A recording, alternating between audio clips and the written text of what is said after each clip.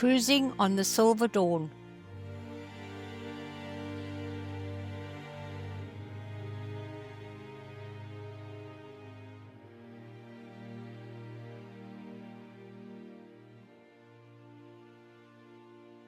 Destination, St Malo, France.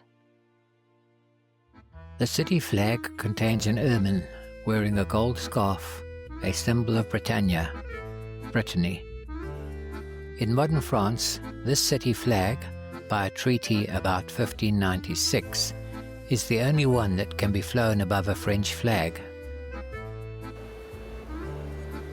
It's a tender port. We get some sea-level views of our ship.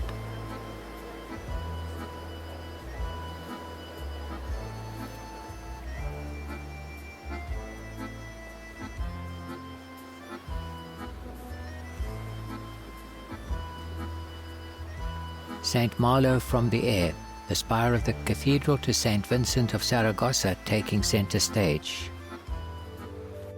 St Malo is a busy ferry port. Close-up of the walled city of St Malo. Passing the breakwater of its well-protected harbour.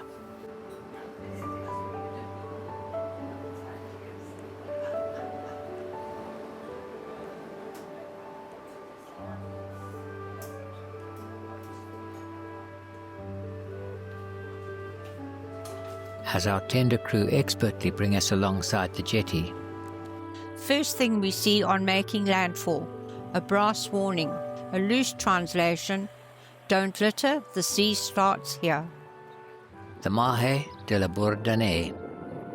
A native of St Malo, he was a naval officer, Admiral of France and a French colonial administrator. Look-up point on the wall of the city.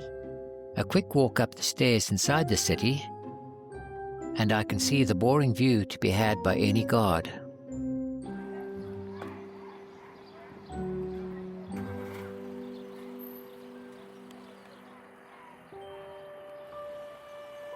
Back on the outside, we come up to one of the city gates.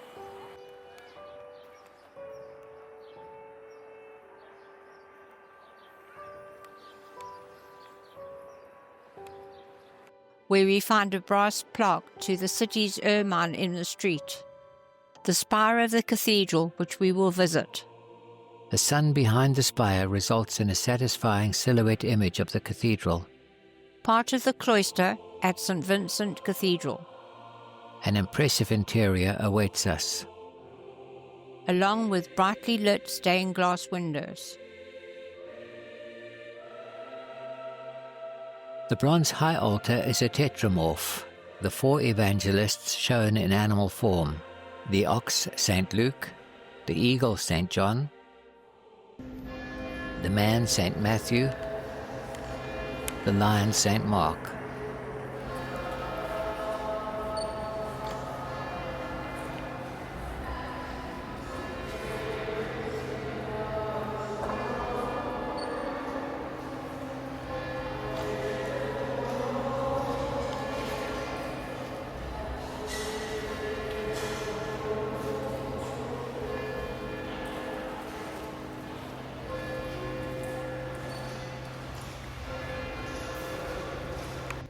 Behind the altar, this magnificent rose window.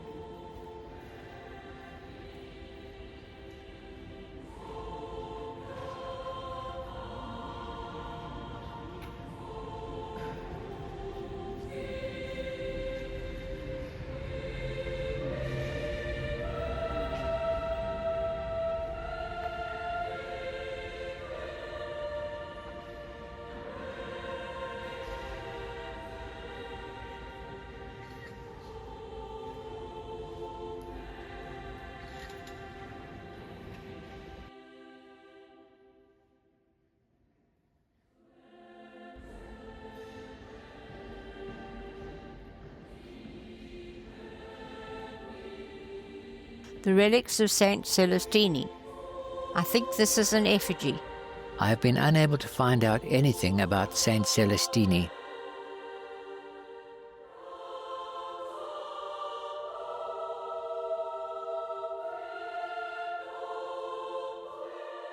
A last look at the incredible architecture.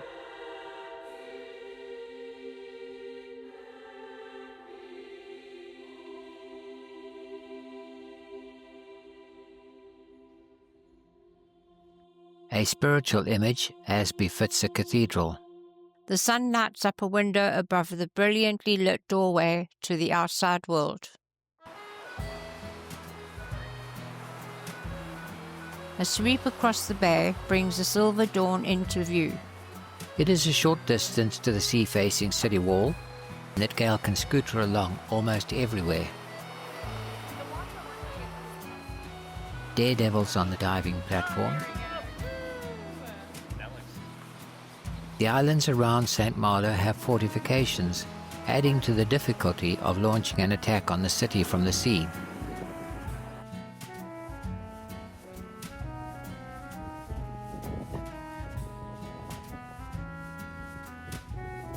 Another island fort.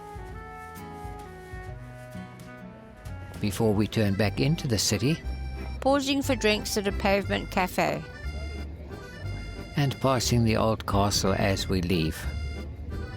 We would have loved to ride this vintage carousel. It's not in operation today. It has such unique rides compared to the traditional rocking horse carousel. More in keeping for me is this Triumph TR250. My preference would be for a 3-litre Austin Healey sports car. On a tender back to the Silver Dawn.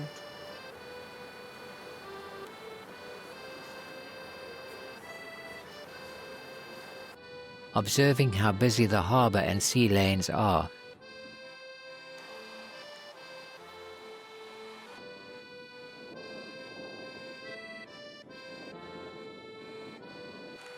More sailing boats are out and about.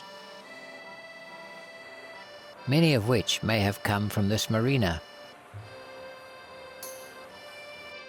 Spotting a French Customs Department boat. And a utility vessel with a deck crane. To the southeast of our anchor point, historic French houses, all with excellent sea views.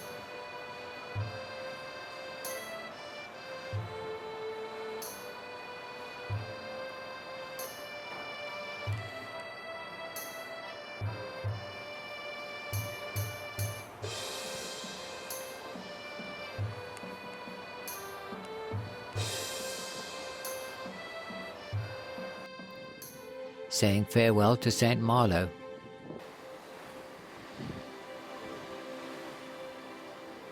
Dropping our pilot off as we face our last night on board.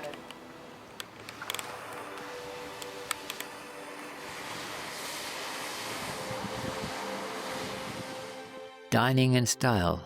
22-week queue at New York strip steak for our last evening meal on the Silver Dawn. Always room for a decent dark chocolate. As we say, good night for the last time on this trip. And goodbye from the Silver Dawn.